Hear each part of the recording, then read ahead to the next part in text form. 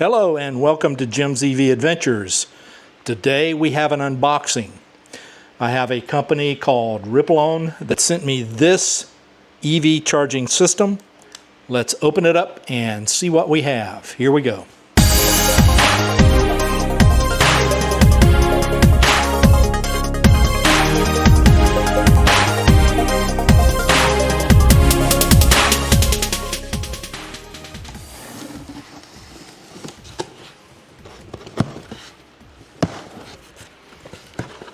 Double boxed. This is good. Box number one. Gone. Okay, now that we have it out of the main box, we've got the actual vendor box that it came in. Let's see what we got here. It looks like it opens from this end. So let's go ahead and open this bad boy up.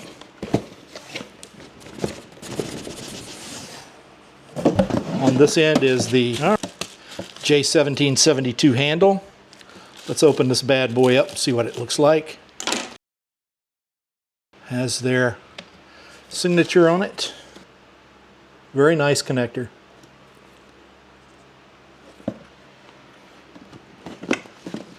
And on the side of the unit here, it's ETL Certified.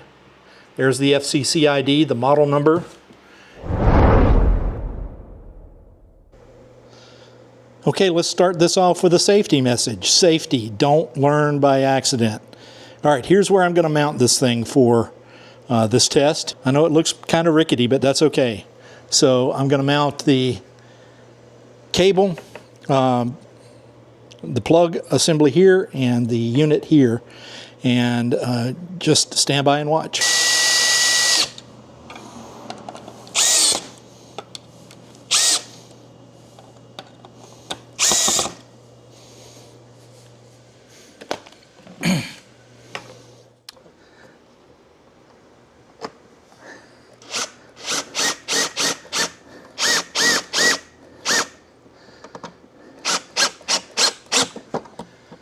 And the set screw is installed.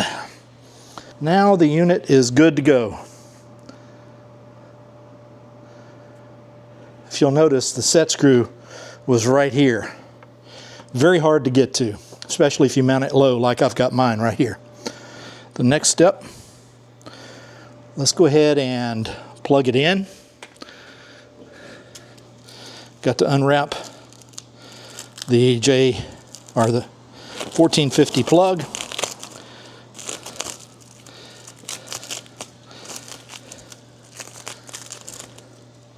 Remove the covers.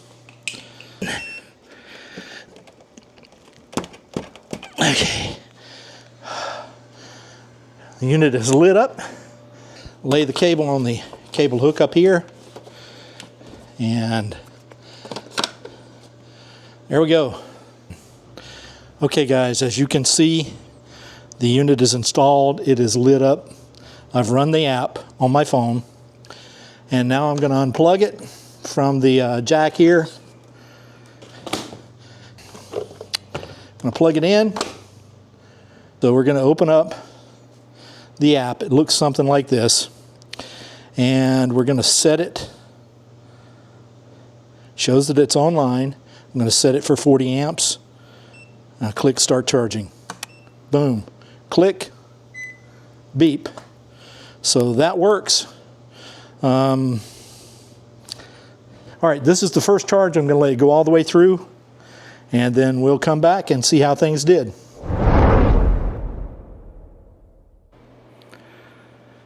Alrighty guys, I'm back. I've had a shower, I've had a nap, I'm cleaned up.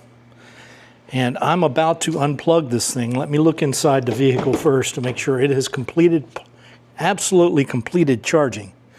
It has. It says the charge is complete. We're going to get in and look and see how many kilowatts it actually took. But I'm going to go ahead and unplug now. And you heard the unit beep, indicating that the plug has been taken out. And this is what I normally do each time I unplug my car. I just kind of roll it up in my hands like this, Boom, boom, boom.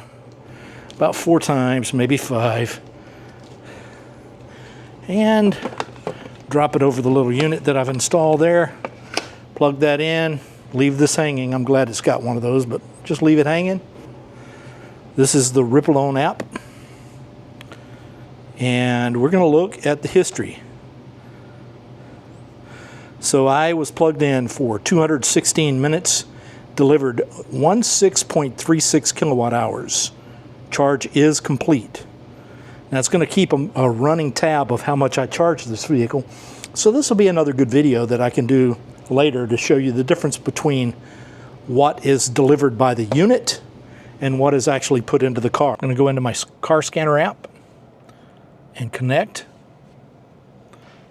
1646, 16.46 watt hours, and the unit said it delivered how many? Interesting. 16.36. Not that I don't already do that, because I take 16.46 and multiply that by 1.06. I actually delivered 17.45 roughly kilowatt hours from the wall to the car, and 16.46 made it into the battery system, which is what this shows here. 12 seconds later. Okay, we're going to follow up. It's been 2 weeks since we installed this RippleOn, and I'm going to go over it a little bit with you. As you can see, there's a light going around it right now. That means it's charging my car. Now let me break this down for you, but first I'm going to connect the app to the device. So it will take just a few seconds. Comes up with a screen that looks like that. I've already installed the unit here. So now I'm going to connect to that. And it is in the process of connecting. Listen to it. It's logged in successfully. So now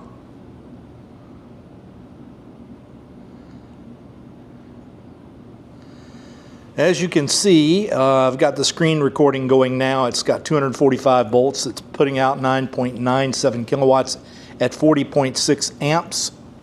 It has been charging for about an hour and 15 minutes now, and it has provided 11.9, almost 12 kilowatt hours to my vehicle. But I had to set the vehicle to accept the charge immediately. Let me go over some of the charge modes for you. As you can see, it's currently set to plug and charge, but you have the option for delayed charge, and you have an option for scheduled charge.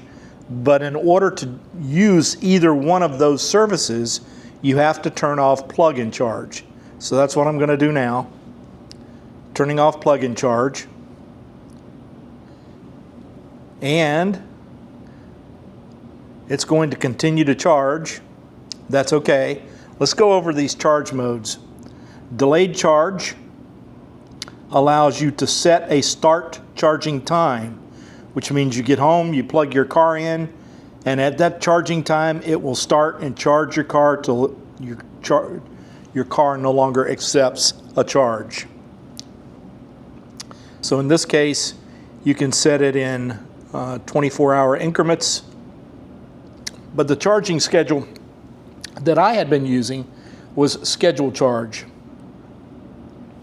That gives you an every day or every week option. So you can set day by day or every week. And so I'm going to set it up Monday, Tuesday, Wednesday, Thursday, Friday, Saturday, Sunday to start charging at exactly midnight. Confirm. And then I'm going to end my charging at exactly 5 o'clock in the morning. So basically, the charging schedule, as you can see on the screen here, is set every day from midnight to 5 o'clock in the morning. So no matter what, if I plug my car in at midnight, this charger is going to come on and start charging it.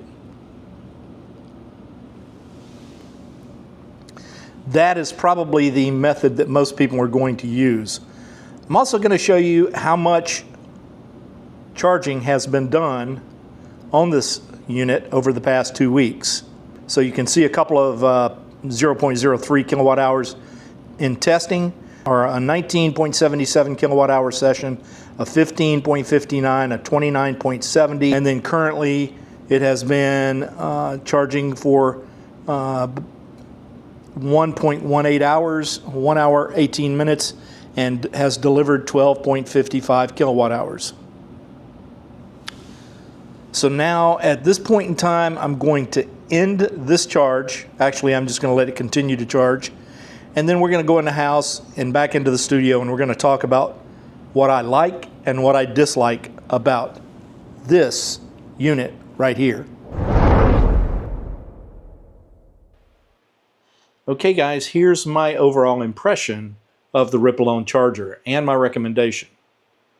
Let's talk about what I like. First and foremost, it is ETL certified, and ETL certification means a product has been tested and evaluated by Intertech and Intertech Division and found to meet relevant safety standards and requirements for safety, fire, and electrical shock hazard. It's a UL equivalent certification organization, so keep that in mind. Second thing is it's relatively easy to mount. While the set screw is in a bad place, there's only one of them, and that's the last thing you have to do when you set this thing on its frame. The third thing I like, it has an app, and you can set a schedule in that app, so there's no need to learn the settings in your car if they're overly complex like they are in the Bolt. Fourth, it tracks your charging sessions, and you can pull that information from the app to keep a running total of what's going on with your car. And fifth, if you have it installed in a public area, you can set it to charge only with the RFID card, and it comes with two, or from the app. Now, what I do not like. The housing seems a bit insubstantial. It's plastic and it's flexible. That could be a problem. It could also be a problem in cold areas because it could get brittle. I just don't have the means to test that, so that's up to you to do on your end. The cable is a bit hard to manage, but not the worst I've ever had. It just kinks up a bit too easy in my opinion.